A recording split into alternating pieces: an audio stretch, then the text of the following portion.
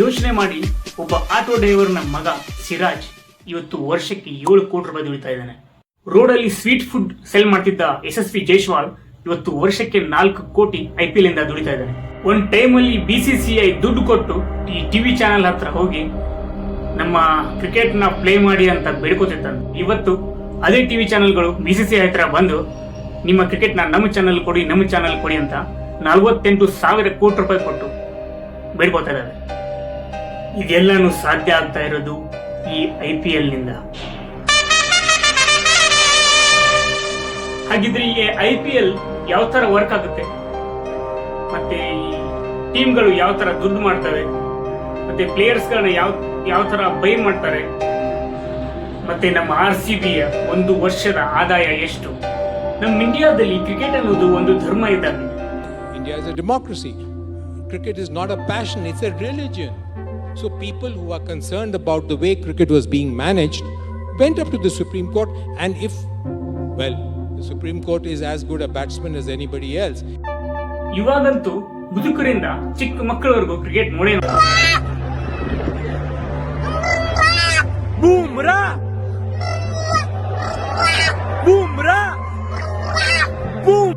ಮತ್ತೆ ನಾವು ಈ IPL ನ ವರ್ಷ ದೊಡ್ಡ ಹಬ್ಬದ ತರ ಸೆಲೆಬ್ರೇಟ್ ಮಾಡ್ತೀವಿ.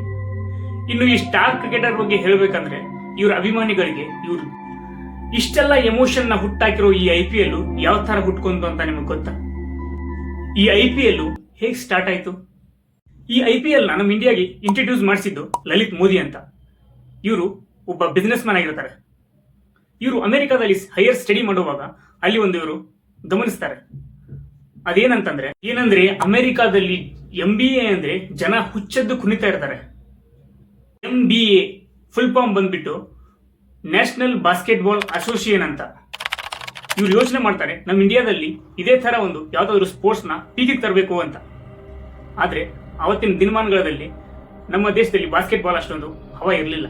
1990ರಲ್ಲಿ ಇವ್ರ ಪ್ಲಾನ್ ನ ಫಸ್ಟ್ ಟೈಮ್ BCCI ಹತ್ರ ಅಪ್ರೋಚ್ ಮಾಡ್ತಾರೆ.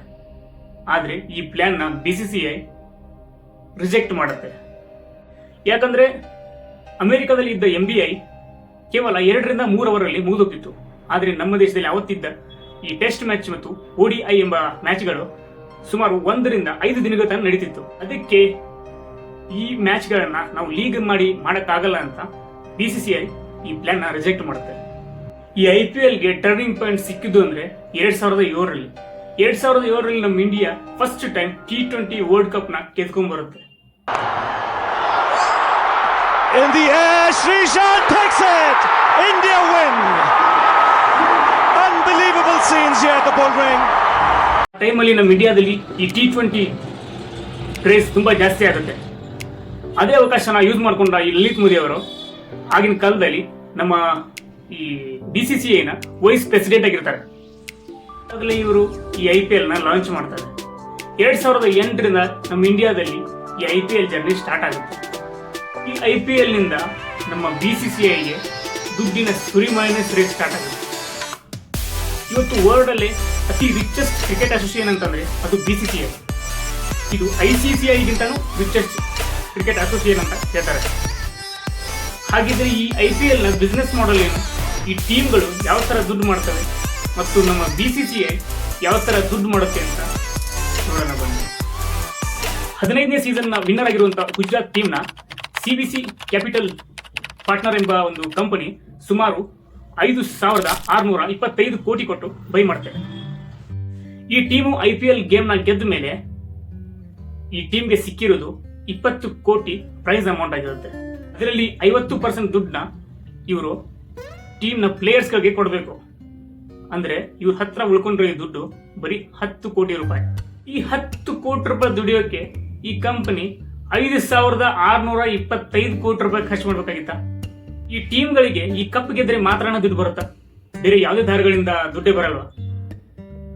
ಆಕ್ಚುಲಿ ಇದು ಸುಳ್ಳು. ಇದೇ ನಿಜ ಆಗಿದ್ದಿದ್ರೆ ಯಾವ IPL ಟೀಮು ಕೂಡ ಬಿಸ್ನೆಸ್ ನ ರನ್ ಮಾಡ್ತಾನೆ ಇರಲಿಲ್ಲ. ನಮ್ಮ RCB 17 ವರ್ಷದಿಂದ ಗೇಮ್ ಗೆದ್ದಿಲ್ಲ ಅಂದ್ರೂ, ಹೋದ ವರ್ಷ ಗೆದ್ದಿತ್ತು ಅದು ಬೇರೆ ಮಾತು, ಆದ್ರೆ ಇಷ್ಟು ವರ್ಷ ಗೆದ್ದಿಲ್ಲ ಅಂದ್ರೂ ಯಾವ ರೀತಿ ಈ ಟೀಮ್ ನ ನಡೆಸ್ಕೊಂಡು ಬರ್ತಾ ಇದ್ದಾರೆ. ಹೇಗಂದ್ರೆ ಈ ಟೀಮ್ಗಳಿಗೆ ಒಂದಲ್ಲ ಎರಡಲ್ಲ ಮೂರಲ್ಲ ರೆವಿನ್ಯೂ ಸೋರ್ಸ್ಗಳು ಸುಮಾರು 10ಕ್ಕಿಂತ ಜಾಸ್ತಿ ರೆವಿನ್ಯೂ ಸೋರ್ಸ್ಗಳಿವೆ. ಅಂದ್ರೆ ಈ IPL ಮ್ಯಾಚ್ ನ ಪ್ರಸಾರ ಮಾಡೋ ಈ ಟಿವಿ ಚಾನೆಲ್ಗಳು ಈ IPL ರೈಟ್ಸ್ ನ ಬೈ ಮಾಡಕ್ಕೆ ದುಡ್ಡು ಕೊಡಕ್ಕೆ ನಾನ್ ಮುಂದು ತಾನ್ ಮುಂದು ಅಂತ ಮುಂದೆ ಬರ್ತವೆ. ಅದರಲ್ಲಿ ಮೊದಲನೇದು ಮತ್ತೆ ಮುಖ್ಯವಾಗಿ ಇರೋದಂದ್ರೇನೆ ಈ ಬ್ರಾಡ್ಕಾಸ್ಟಿಂಗ್ ರೈಟ್ಸ್ ಅಂತ. ಯಾಕಂದ್ರೆ ಈಗ ನೀವು ರೀಸೆಂಟ್ ಆಗಿ ಹೋದ ವರ್ಷ ನಮ್ಮ RCB ಗೆದ್ದಿತ್ತು, ಆ ಮ್ಯಾಚ್ ನ ನೋಡಿದಿರಿ, ಫೈನಲ್ ಮ್ಯಾಚ್. ಆ ಮ್ಯಾಚ್ ನ ಸುಮಾರು 50 ಕೋಟಿಗಿಂತನೂ ಜಾಸ್ತಿ ಜನ ಆ ಮ್ಯಾಚ್ ನ ನೋಡಿದ್ದಾರೆ. खिलाड़ी मैदान पे सेलिब्रेशन शुरू. Put the champagne on ice. Hit the town red. Wow.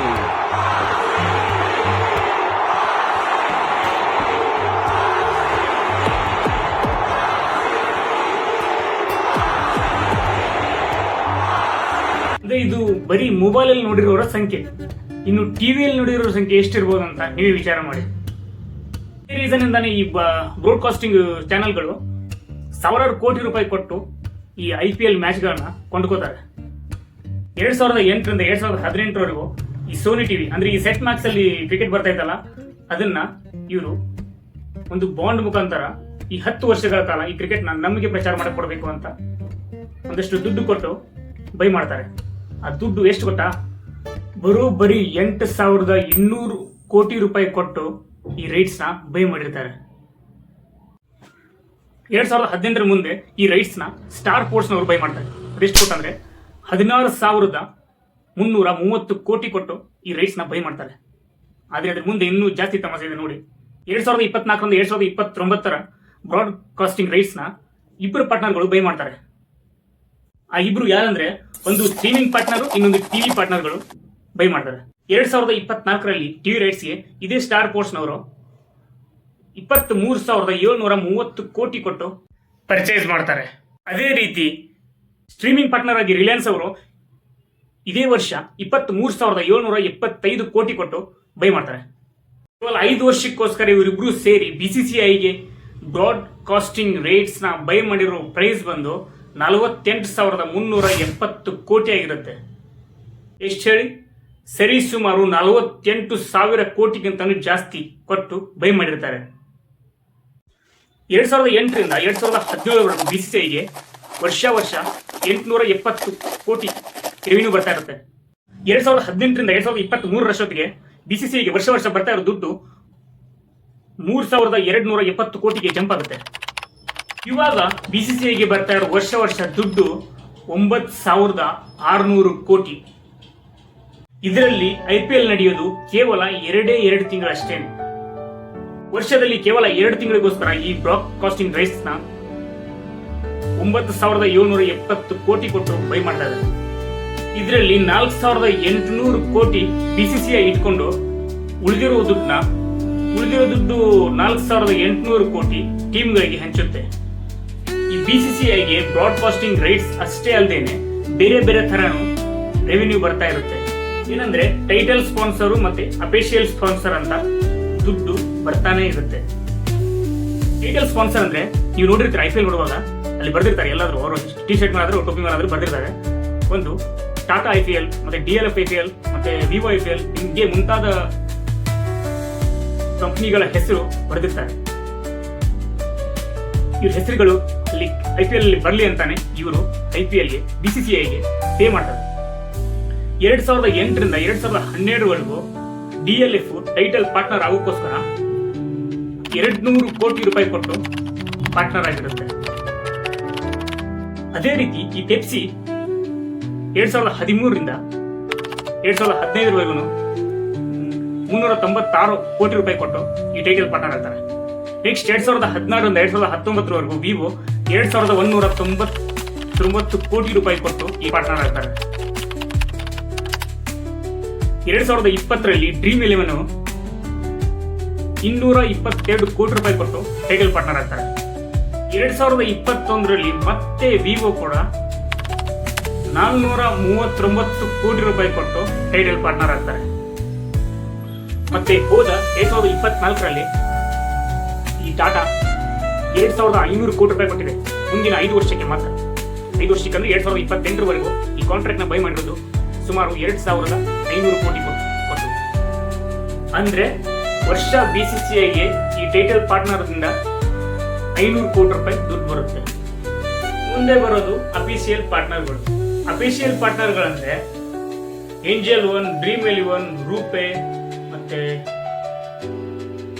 ಈ ಜಿಯೋ ಸಿನಿಮಾ, ಮತ್ತೆ ಟಾಟಾ, ಇನ್ನೂ 2-3 ಕಂಪ್ನಿಗಳು ಯಾವ್ಯಾವ ಬರುತ್ತೆ. ಇವರೆಲ್ಲರೂ ಕೂಡ ಅಫಿಷಿಯಲ್ ಪಾರ್ಟ್ನರ್ ಒಳಗಡೆ ಬರ್ತಾರೆ. ಈಗ ನೀವು ನೋಡಿರ್ತೀರಲ್ಲ, ಸೂಪರ್ 6 ಹೊಡೆದ ತಕ್ಷಣ ಸೂಪರ್ 6 ಏಂಜಲ್ ಒನ್ ಅಂತ ಹೇಳ್ತಾರೆ. ಇನ್ನು ಯಾರಾದ್ರೂ ಒಂದು 4 ಹೊಡೆದ ತಕ್ಷಣ ಅದನ್ನ ಬ್ರ್ಯಾಂಡ್ ನೇಮ್ ಇಟ್ಟು ಕರೀತಾರೆ. ಈ ಎಲ್ಲಾ ಬ್ರ್ಯಾಂಡ್ಗಳು ಈ ತರ ನೇಮ್ ಇಟ್ಟು ಕರೆಯಕ್ಕಂತಾನೆ BCCIಗೆ ಇಷ್ಟೊಂದು ದುಡ್ಡು ಕೊಡ್ತಾರೆ. ಇದನ್ನೆಲ್ಲ ಬಿಟ್ಟು BCCIಗೆ ಇನ್ನೊಂದು ರೆವಿನ್ಯೂ ಇದೆ. ಅದನ್ನ ಈ BCCI ಯಾರ ಜೊತೆನೂ ಹಂಚ್ಕೊಳ್ಳಲ್ಲ.